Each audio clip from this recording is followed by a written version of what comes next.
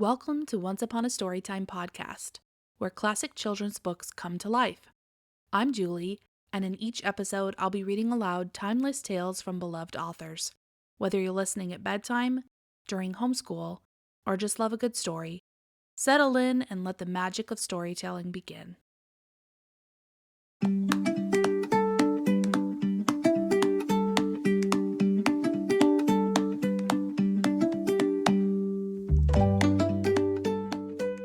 The Tale of Little Pig Robinson by Beatrix Potter. Chapter 3. The walk to Stymouth was a long one, in spite of going by the fields. But the footpath ran downhill all the way, and Robinson was merry. He sang his little song for joy of the fine morning, and he chuckled, "Wee, wee, wee." Larks were singing, too, high overhead.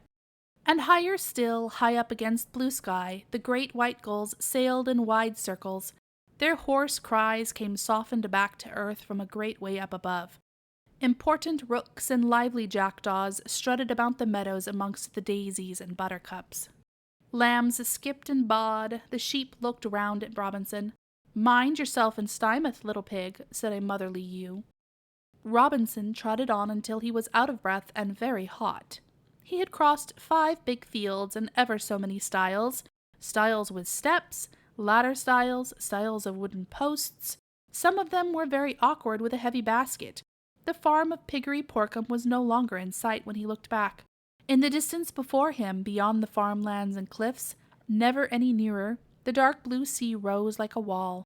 Robinson sat down to rest beside a hedge in a sheltered sunny spot.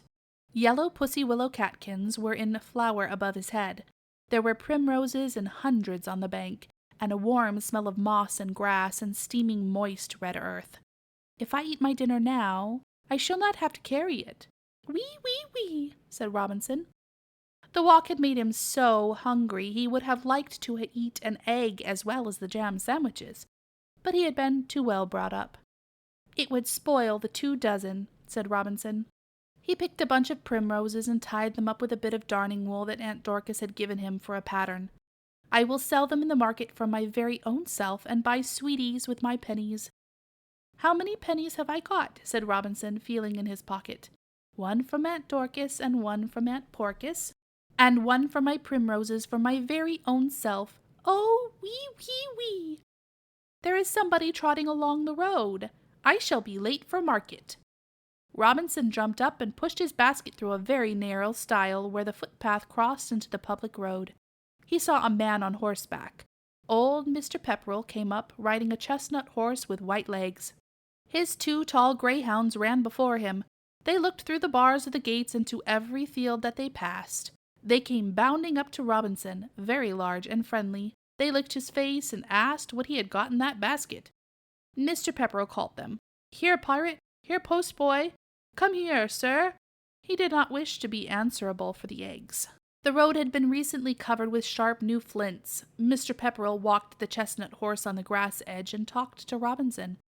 He was a jolly old gentleman, very affable, with a red face and white whiskers. All the green fields and red ploughland between Stymouth and Piggery Porkham belonged to him. "Hello, hello, and where are you off to, little pig Robinson?"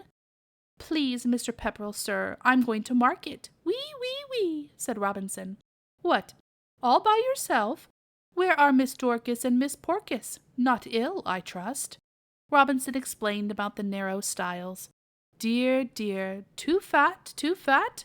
So you are going all alone? Why don't your aunts keep a dog to run errands?" Robinson answered all Mr. Pepperell's questions very sensibly and prettily. He showed much intelligence and quite a good knowledge of vegetables for one so young. He trotted along almost under the horse, looking up at its shiny chestnut coat, and the broad white girth, and Mr. Pepperell's gaiters and brown leather boots. Mr. Pepperell was pleased with Robinson. He gave him another penny. At the end of the flints he gathered up the reins and touched the horse with his heel. "Well, good day, little pig. Kind regards to the aunts. Mind yourself in Stymouth." He whistled for his dogs and trotted away. Robinson continued to walk down the road. He passed by an orchard where 7 thin, dirty pigs were grubbing. They had no silver rings in their noses. He crossed Stiford Bridge without stopping to look over the parapet at the little fishes, swimming head upstream, balanced in the sluggish current. or the white ducks that dabbled amongst floating masses of water crowsfoot. At Stiford Mill, he called to leave a message from Aunt Dorcas to the miller about meal. The miller's wife gave him an apple. At the house beyond the mill, there is a big dog that barks, but the big dog, Gypsy, only smiled and wagged his tail at Robinson. Several carts and gigs overtook him. First, 2 old farmers who screwed themselves round to stare at Robinson. They had 2 geese, a stack of potatoes, and some cabbages, sitting on the back seat of their gig. Then an old woman passed in a donkey cart with 7 hens, and long pink bundles of rhubarb that had been grown in straw under apple barrels. Then with a rattle and a jingle of cans came Robinson's cousin, little Tom Pig, driving a strawberry roan pony in a milk float. He might have offered Robinson a lift, only he happened to be going in the opposite direction. In fact, the strawberry roan pony was running away home. "This little pig went to market," shouted little Tom Pig gaily as he rattled out of sight in a cloud of dust, leaving Robinson standing in the road. Robinson walked on along the road, and presently he came to another stile in the opposite hedge, where the footpath followed the fields again. Robinson got his basket through the stile. For the first time he felt some apprehension. In this field there were cows, big, sleek Devon cattle, dark red like their native soil. The leader of the herd was a vicious old cow, with brass balls screwed onto the tips of her horns. She stared disagreeably at Robinson. He sidled across the meadow and got out through the farther stile as quickly as he could. Here the new trodden footpath followed round the edge of a crop of young green wheat.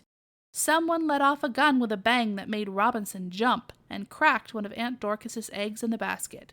A cloud of rooks and jackdaws rose, cawing and scolding from the wheat. Other sounds mingled with their cries. Noises of the town of Stymouth that began to come in sight through the elm trees that bordered the fields, distant noises from the station, whistling of an engine, the bump of trucks shunting, noise of workshops, the hum of a distant town, the hooter of a steamer entering the harbor. High overhead came the hoarse cry of the gulls, and the squabbling cawing of rooks, old and young in their rookery up in the elm trees.